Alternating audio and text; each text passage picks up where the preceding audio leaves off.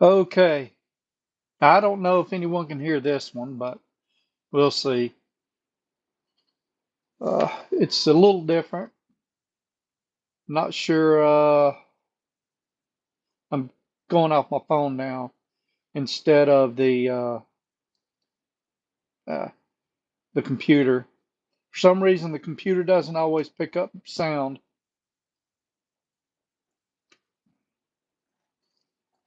I was listening to Billy Strange just a minute ago. Uh, don't want to distract me. So, updates. And I'm gonna swing around in my chair, to be distracting. Uh, Still working on that 347. It's didn't get as much done as I'd like to this week. I did get the head on. All I got to do is go out there and finish torquing it all down, and then adjust all the valves, rocker arms, and I'm going to be doing a video on that. I know I found it a little frustrating because terminology, the very first engine you ever build, full up, soup to nuts, on your own, can get a little daunting. And understanding all the terminology is a biggie.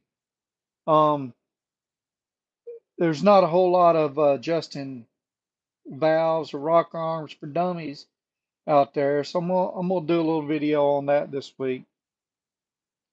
I'll try to produce video, a full uh, size video every week, at least 3 to 5, 6 minutes long.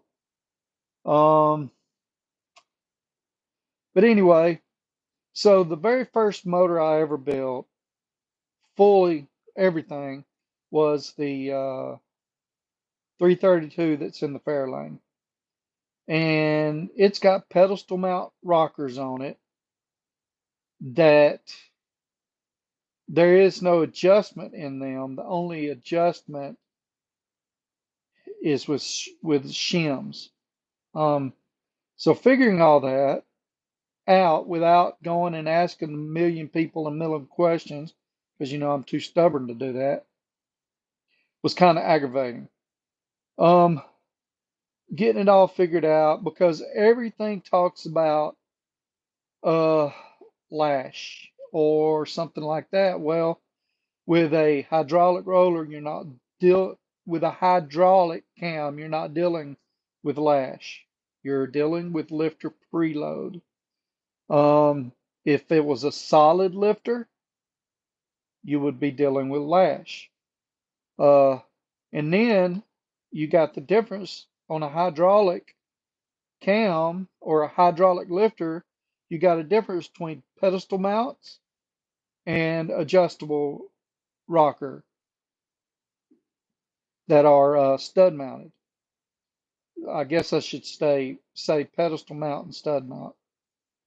So those two things, there's a big difference, and for some reason, you don't find as much on pedestal mounts. And I'll talk about that sometime later. I don't want to tear my Fairlane apart to talk about that one, but I will go over adjustable rockers on the Mustang, and we'll talk about lifter preload and all that, and we'll explain things, and I'm gonna break it down so that pretty much anyone can do it. So you understand why they say to do certain things instead of just saying, um, you know, turn it quarter turn, and then because what a lot of times they explain to you on how to adjust the rocker arm is when you can no longer move the push rod up and down, you move it so much of a turn. Well, there's a reason behind that. And that so much of a turn is lifter preload. And that lifter preload could be between X thousandths and X thousandths. So everything I'm finding is between, you want a minimum of about 20 thousandths lifter preload up to no more than about 60 thousandths lifter preload. So that's what we're looking at and how to get that. And we'll talk about that a little more in the video I'm going to make. Other than that, on the Mustang, I'm just gonna my next step is finish torquing it, and then I'm gonna turn around and see if I've got compression. I'm sorry, finish torquing it, set my valves or adjust my rocker arms, and then see if I've got compression. If I got compression, I'll put it mostly back together. I'll put my intake back on. I won't put my distributor in just yet because I don't want to waste that. I'll hook all my uh, hoses back up. I won't put my header back on yet.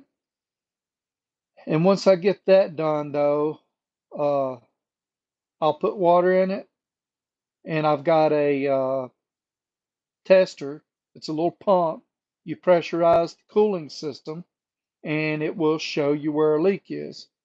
So what I'm going to do is I'm going to pull the drain plug out of the oil pan and empty the oil out for now, and then I'm going to fill it up full of water and pressurize the system.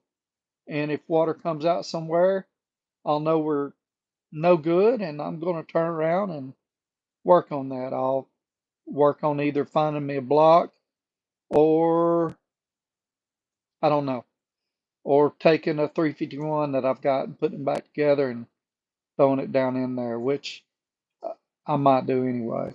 Uh, I mean, might as well. Uh, be better to get this running than something else, except I don't have a whole lot of extra parts for a 351. So if I still want a 351 to drop in my Ranchero when I get it going, I'm going to have to buy another distributor and, other parts. So we'll see how it goes. Other than that, I've kind of stalled on. So my next project actually for the garage is going to be my loft, my big loft. That's going to have my man cave upstairs and more storage. That more storage is going to have set up for like sharpening tools and reloading equipment and stuff like that. So plus it's going to have some storage. Below that, directly below that area is going to be a engine room. It's going to be a clean room. It's going to be a room that's I'm going to be able to heat and cool it separate, and I'll go in there for more for things that I want to keep a little cleaner and everything. And it'll have its own set of tools, most of my engine stuff and all that. But that's where we're at on it. But I really need to get started on it so I can get all that wood up off the floor and out of the way. Um, see what else we got. Concrete, my floor in the back is sinking, and it's sunk about an inch at the furthest. And that affects the loft that I built over that. I want to fix it. I'm not quite sure how I'm going to do it. I did get an estimate of $4,100 to fix it, and that was for them to come in and raise it, to pump it full of mud and raise it.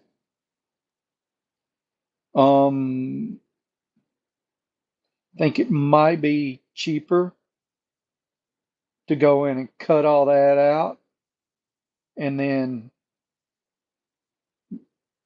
dig out around my floor or around the wall and go back in with more concrete. I don't know how many yards. I haven't figured it up yet. I think I kind of did a quick figure, but it's going to be like 10 foot by probably about 40 foot, and I'm gonna figure it at roughly 5 inches. It was a 4 inch pad, but I'm gonna figure it up at about roughly 5 inches. But then I gotta figure out how much extra concrete's gonna go over the edge to sort of prevent what's going on now.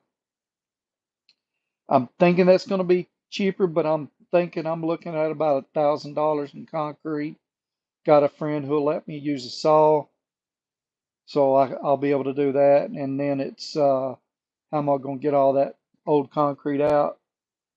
What am I gonna do with it?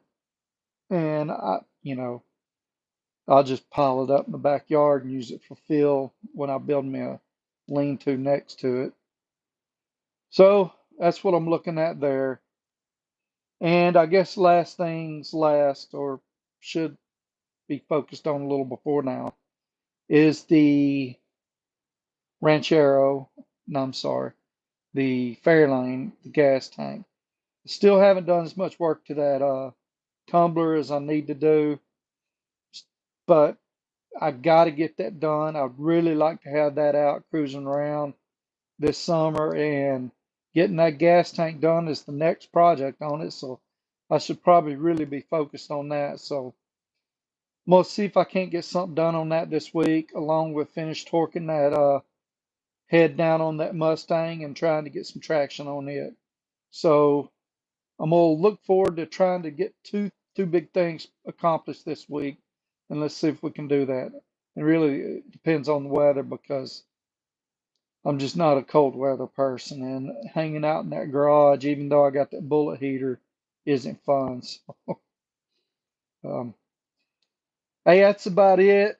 It looks like I didn't get any people to come in and watch the live, but y'all can watch it a little later.